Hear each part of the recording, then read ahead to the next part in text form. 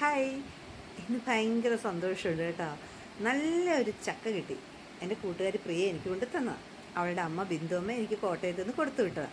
അതായത് ഇടയ്ക്ക് പഴുത്ത ചക്ക അവൾ കൊണ്ടുതരും. പക്ഷേ എനിക്ക് പഴുത്തതിനേക്കാൾ ഇഷ്ടം നല്ല പച്ച ചക്കയാണ്, നല്ല വേവിച്ച് തിന്നെ.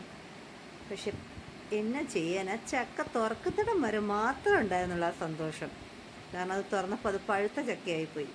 പഴുത്ത ചക്കയെന്ന് കേട്ടപ്പോൾ തൊട്ടപ്പുറത്തിരുന്ന കുരിപ്പ് ഇതേ കുരിശൊക്കെ വരച്ച് സന്തോഷം കാണിക്കുന്നതുണ്ടോ. അവൾക്ക് പഴുത്ത ചക്കയാണ് ഇഷ്ടം. പക്ഷേ എന്നാ ചെയ്യാനാ, എനിക്ക് പച്ച ചക്കയോടെ ഇഷ്ടം. നല്ല പച്ച ചക്ക തേങ്ങയൊക്കെ ഇട്ട് നമ്മൾ വേവിച്ചെടുക്കുമല്ലേ.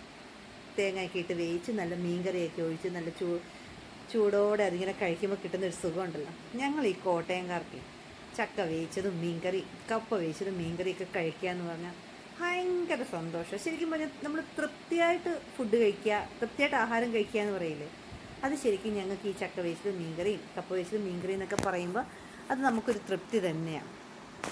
ഈ പിള്ളേരും കപ്പ വേവിച്ചതും മീൻകറിയൊക്കെ കഴിക്കും. ചക്ക വേവിച്ചതും മീൻകറി ഇവർക്ക് വലിയ ഇഷ്ടമില്ല. നല്ല ചൂട്. ഞാൻ ഈ ചക്ക ഇന്നലെ ഇവള് തരുമെന്ന് പറഞ്ഞപ്പോൾ തന്നെ മീനൊക്കെ സെറ്റാക്കി വെച്ചിരിക്കുക. പിന്നെ എന്നാ ചെയ്യാനാ, ചതിച്ചതാ. മനഃപൂർവ്വം അവളെന്നെ ചതിച്ചതാ. പച്ച ചക്കയാ വേവിച്ചത് കഴിച്ചോളാൻ പറഞ്ഞ് അവളെന്നെ ചതിച്ചതാ. അവളും ബിന്ദുമ്മയും കൂടി എന്നെ ചതിച്ചതാ. ഞാൻ അത്രയ്ക്ക് സന്തോഷിച്ചായിരുന്നു ഇരുന്നത്. ശരിക്കും ഒന്നാമത്തെ കാര്യം, നമ്മുടെ ഇവിടെ ചക്ക അധികം കിട്ടാറില്ല.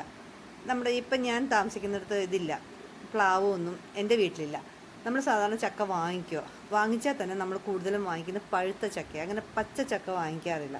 അതൊക്കെ നമ്മുടെ കോട്ടയത്താണ്. കോട്ടയത്തെന്നൊക്കെ പറഞ്ഞാൽ ഇഷ്ടം പോലെ പ്ലാവുകളും, ഒരു മിക്ക വീട്ടിലും പ്ലാവ് ഉണ്ടാവും. ഇനി പ്ലാവ് ഇല്ലേലും കുഴപ്പമില്ല, ഒരു വീട്ടിൽ പ്ലാവ് ഉണ്ടാവും, അപ്പുറത്തെ വീട്ടിലും നമുക്കത് കിട്ടും.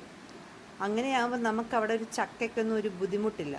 പക്ഷേ ഇവിടെ എനിക്ക് അരൂരധികം ചക്ക അങ്ങനെ കിട്ടാറില്ല. അതുകൊണ്ടാണ് ഇപ്പോൾ കോട്ടയത്തുനിന്ന് ഞാൻ എൻ്റെ വീട്ടിൽ കോട്ടയത്തുനിന്ന് പോയിട്ട് വരുമ്പോൾ ഞാൻ ചക്ക ഉണ്ടെങ്കിൽ കൊണ്ടുവരും.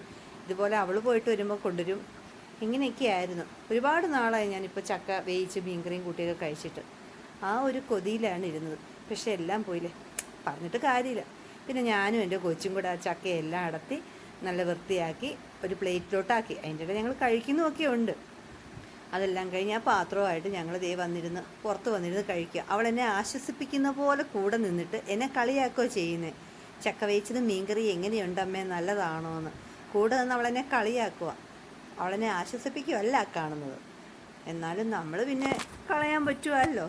എൻ്റെ പ്രിയ കോട്ടയത്തുനിന്ന് കൊണ്ട് തന്നതല്ലേ, ബിന്ദുമ്മ സ്നേഹത്തോടെ തന്നതല്ലേ. അതുകൊണ്ട് നമ്മളത് അവിടെ ഇരുന്നങ്ങ് കഴിച്ച് തീർത്തു. ഇത്രയേ ഉള്ളൂ കേട്ടോ.